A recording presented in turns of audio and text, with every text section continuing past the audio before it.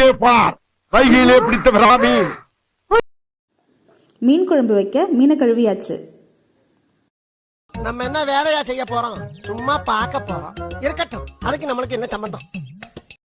சட்டி வச்சு அதுல எண்ணெய், கடுகு, உளுந்து, கொஞ்சம் வெந்தயம். கடுகு வெடிச்சதும் கொஞ்சம் கருவேப்பிலை, பூண்டு, சின்ன வெங்காயம், அரைச்ச தக்காளி விழுது, தேவைக்கேற்ப கல்லுப்பு. போதும் லிஸ்ட் பெருசா போய்கிட்டு இருக்கு. தேவைக்கேற்ப குழம்புத்தூள், மிளகாய்த்தூள், மஞ்சள் தூள்.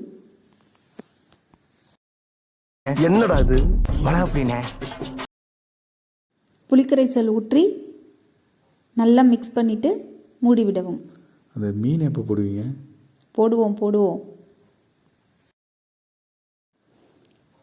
ஒரு மிக்ஸி ஜாரில் சிறிதளவு தேங்காய், சின்ன வெங்காயம், சின்ன ஜீரகம் சேர்த்து நல்லா அரைச்சிக்கணும்.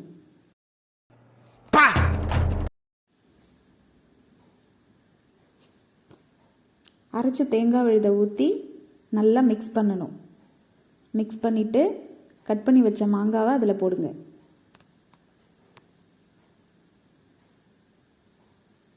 அதுக்கப்புறம் மீன் கேட்டிங்களே, இதோ போடுறேன் அந்த மீனை போட்டு ஒரு மிக்ஸ் பண்ணிவிட்டு 5லேருந்து 10 நிமிஷம் கொதிக்க விட்டால் சுவையான மீன் குழம்பு ரெடி.